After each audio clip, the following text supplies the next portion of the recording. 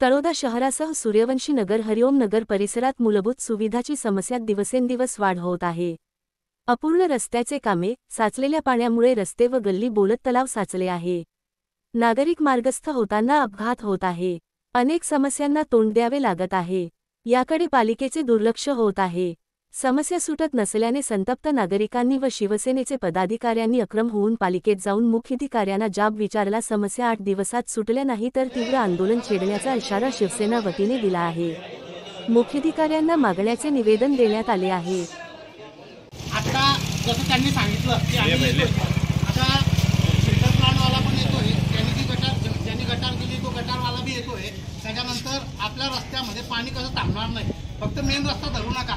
आता तिथं जसं विकास बोलला, मनोज बोलला की आम्ही थांबून आणि विजू भाऊ सूर्यवंशी नगरमध्ये थांबून लाईटचा विषय आहे तर लाईटवाले पण येत आहे, इंजिनियर जे MSCBचे लाईट नाही जरी नाही तरी पण चालेल, ते सोलरचे लाईट लावून देणार म्हणजे 24 तास चालू, म्हणजे रात्र झाली का तेवढं तरी तुम्हाला सुविधा मिळेल। राहिला विषय तुमचा इलेक्ट्रिक पोलचा, तर त्याच्यासाठी पण आपण एक दिवस हे काम होऊन जाऊ द्या, मग त्याच्यासाठी बी एक दिवस जाऊ। कारण की जेव्हा कॉलन्या बनतात ना तेव्हा इलेक्ट्रिक पोल हे जो कॉलनी बनवतो ना त्याचं काम राहतं टाकून देणं, हे आम्हाला माहिती आहे। आणि तुमच्या सर्वांच्या पहिले तर माझ्याच घर होतं, माझ्याच घरी चोरी झाली होती, मला माहिती आहे। म्हणून तिथली काय परिस्थिती, मी का ते घर सोडलं ते मला माहिती आहे। म्हणून मी तुम्हाला सांगतोय की तिथं सर्व काही व्यवस्थित होईल।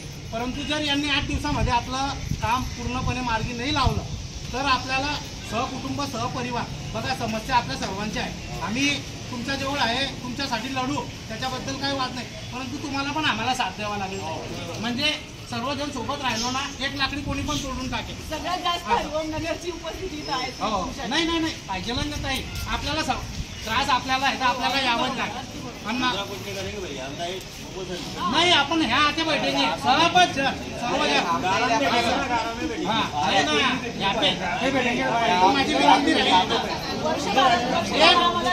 आज येत आहे, आज जे येऊन राहिले त्यांना तुम्ही तुमच्या समस्या पण दाखवून द्या।